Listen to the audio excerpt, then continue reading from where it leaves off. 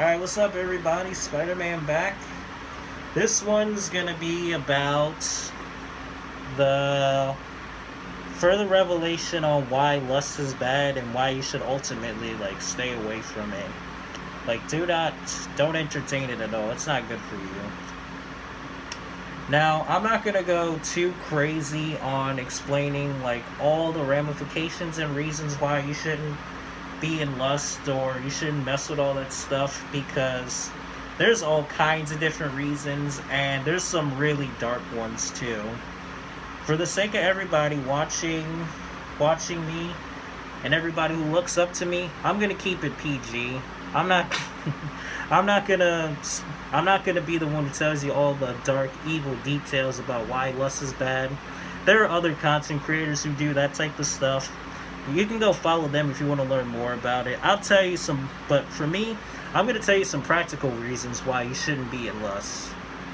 Alright, so, starting off, lust is bad because it clouds your mind and your judgment. It has you thinking carnal. It has you thinking like an animal rather than a human. It has you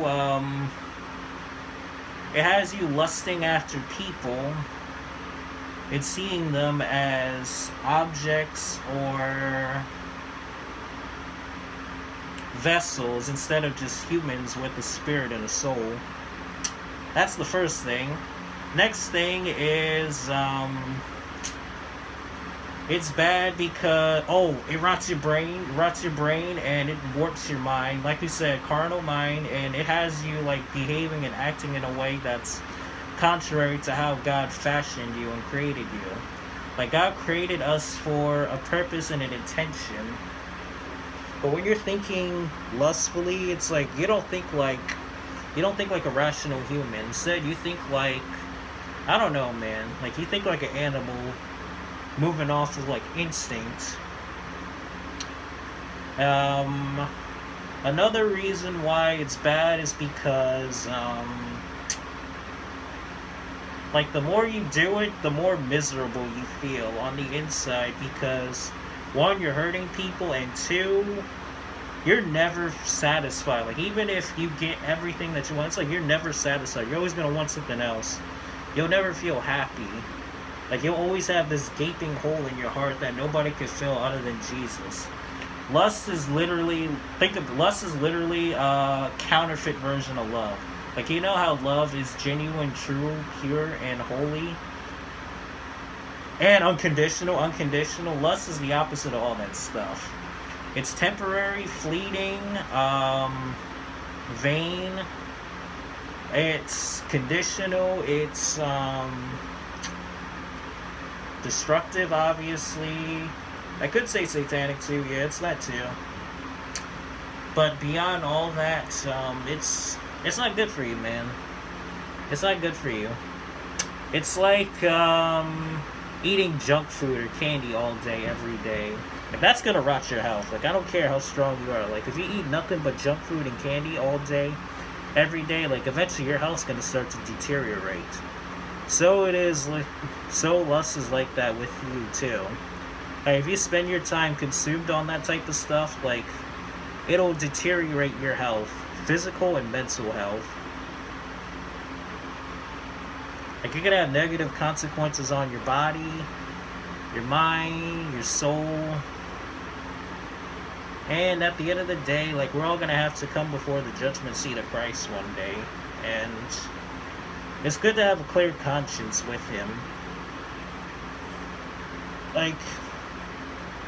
And beyond that too, you don't want to be the reason why somebody else stumbles and falls because of your actions.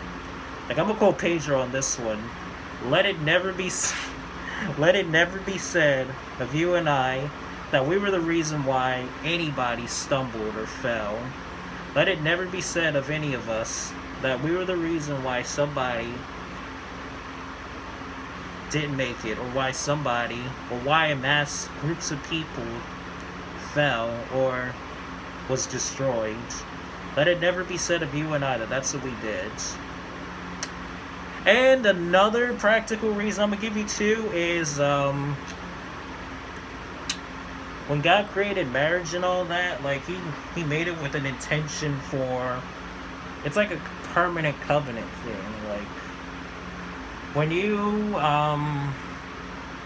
when you get married and be with somebody, it's like a permanent thing. Like when you're single, you're kind of just chilling by yourself with Jesus, but when you get married, it's like that becomes a serious covenant, and it's like you kind of gotta honor that covenant. Otherwise, you have to like end the marriage by like divorce. And if you do stuff like that, especially if you marry somebody that doesn't make you feel happy or makes you feel miserable, it's like stuff like that could lead to like broken relationships and different things. So I'm gonna say, like, before you rush into marrying somebody, especially for like lustful reasons, like you should make sure that whoever you decide to be with is somebody that you're truly going to be happy with on the short term. I mean the long term. Somebody you're going to be happy with on the long term, not just the short term. Because if you only like them in the short term but despise being with them in the long term, it's like you're making yourself miserable. And at the end of the day, it's like you did that only for like lustful reasons. So if you're gonna be with somebody, like you should be with somebody that you genuinely really care about and like really want to be with every day for the rest of your life. You shouldn't be with somebody who makes you feel miserable.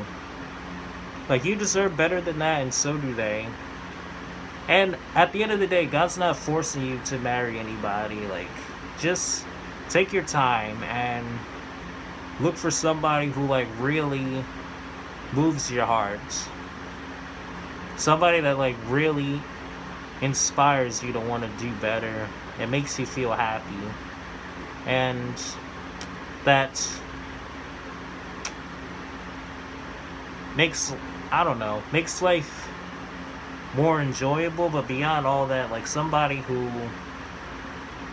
to you is worth it, man. Like, look for somebody who's worth it to you. Like, really worth it to you. Don't settle, man. You deserve way better than that. Way better. Alright. I think that's it for today. That's about all the reasons I'm gonna tackle. That's all the stuff I'm gonna say for today. I don't really have anything else. So I'm gonna head out now. Alright, peace in Jesus' name. Spidey out.